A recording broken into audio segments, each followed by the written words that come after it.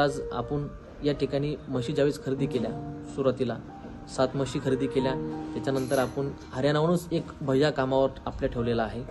नंतर आपण 7 ज्या म्हशीच्या आहेत त्या 7च्या आपण 22-23 आज ज्या गोष्टी जे जनावर उभे केलेत, तर हे सगळं ॲव्हरेज सगळ्या गोष्टी जाऊन तो भैयाचा पगार असेल, तो कामगार असेल, सगळ्या गोष्टी जाऊन आपल्याला आज 50,000 या ठिकाणी प्रॉफिट जो महिन्यामध्ये जो उरलेला तो उरतोय.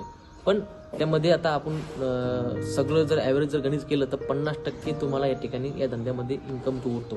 कारण जवळपास एक डेअरीवरती गावातल्या आणि आपण दुसऱ्या ठिकाणी जे दूध विकतोय दुसऱ्या डेअरीला, असं जर विचार कॅल्क्युलेशन केलं तर 70 रुपये दराने आपण दूध विक्री करतोय. जे कोणी आपले युवक बांधव असतील या धंद्यामध्ये येऊ पाहत असतील तर एकच सांगणं आहे माझं की 70 रुपये प्रमाणे जर आपलं दूध विक्री होत असेल किंवा 70 रुपयाच्या वर 80 रुपये, 70 रुपये, 75 रुपये जर आपलं दूध जात असेल तर आपल्याला या धंद्यामध्ये एक ॲव्हरेज आपलं जे आहे ते गणित आपलं खेळतं राहू शकते.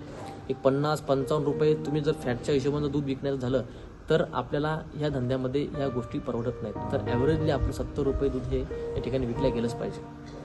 जे या जिल्ह्यामध्ये असा एक आमचा समज होता की वातावरणामध्ये हरियाणाच्या म्हशी सेट होणार नाहीत, एवढ्या दूरून तुम्ही म्हशी आणल्या तुमच्या सेट होणार नाहीत. तर मित्रांनो तसं काहीच नाही.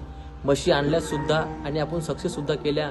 म्हशी आता आपल्या गाभसुद्धा आहेत, आपल्या गोठ्यावरती काही म्हशी जणलेल्यासुद्धा आहेत, आपली पिल्लंसुद्धा झालेली आहेत. त्याच्यामुळं जी मानसिकता आपल्या भागातील शेतकऱ्यांची आहे की या हरियाणाच्या म्हशीमध्ये वातावरण सूट होत नाही वगैरे वगैरे, मित्रांनो तसं काहीही नाही.